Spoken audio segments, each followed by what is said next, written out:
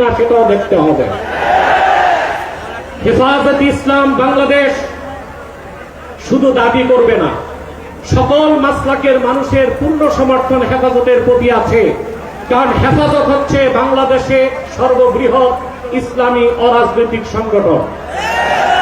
আজ আমি এই জনতার পক্ষ থেকে, বাংলাদেশের কোটি কোটি মুসলমানের পক্ষ থেকে হেফাজতের সম্মানিত আমিরের কাছে বলবো, হেফাজত রাজনীতিতে যাবে না, কিন্তু রাজনীতি নিয়ন্ত্রণ করতে হবে। 53 বছরের ইতিহাস আমাদের কলঙ্কিত। আলেম ওলামা পীর মাশায়েখ আর মাদ্রাসা ছাত্রদের পবিত্র রক্তে পা রেখে তারা ক্ষমতায় যায়, আর ক্ষমতায় যে ইসলাম ও মুসলমানকে চ্যালেঞ্জ করে। এ সুযোগ আর দেওয়া হবে না।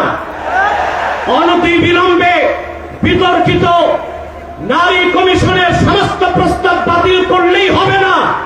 যে নারী নামের হিজড়াগুলোই দুঃসাহস করেছে, গ্রেফতার করে তাদেরকে আইনের আওতায় আনতে হবে।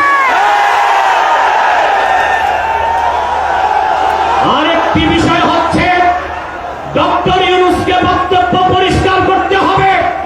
16 বছর ভারতীয় আধিপত্যবাদের বিরুদ্ধে আমরা রক্ত দিয়েছি। সর্বপ্রথম সকল প্রকার শিরক, কুফর, রামবাম, নাস্তিক আর ভারতীয় আধিপত্যবাদ ও ফ্যাসিবাদের বিরুদ্ধে রক্ত উৎসর্গ করেছে শাপলা চত্বরে হেফাজতের আলেম ওলামা কর্মীরা। সেই আন্দোলনের আগ্নেয়গিরিতে 5ই আগস্ট ছাত্র জনতা আগুন ধরিয়েছে শুধু। অতএব আলেম ওলামাকে বাদ দিয়ে কোনো সিদ্ধান্ত মেনে নেওয়া হবে না।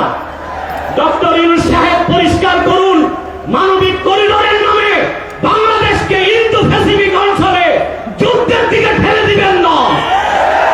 আমরা ভারতকে শায়েস্তা করেছি।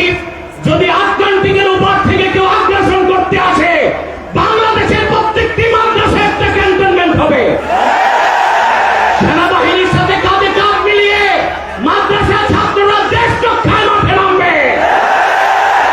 আগ্রাসী শক্তিকে বলে দিচ্ছি, আমার দেশের সবুজ লাল পতাকার দিকে যে চোখ তুলবে তার চোখ উপড়ে দেওয়া হবে।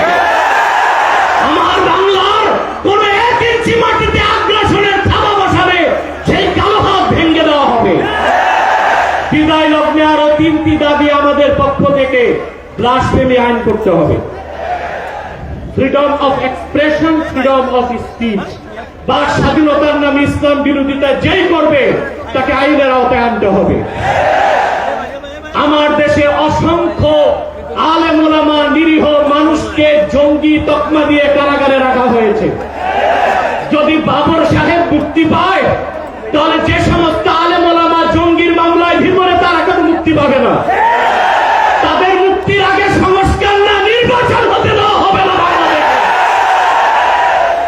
আমার 7ম দাবি, হেফাজতের পক্ষেই বাংলাদেশের সমস্ত মাসলাককে এক প্ল্যাটফর্মে আনা সম্ভব একটি দাবি আদায়ের লক্ষ্যে।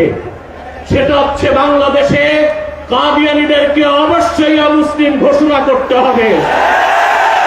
হেফাজত যদি ডাক দেয়, তাহরিকে খাতমে নবুয়্বত সহ সারা বাংলাদেশের মাসলাক আসবে।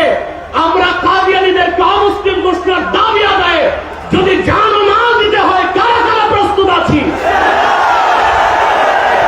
আখির দাওয়ানা আলহামদুলিল্লাহি রাব্বিল আলামিন।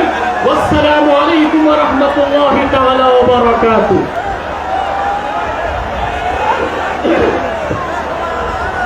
আমরা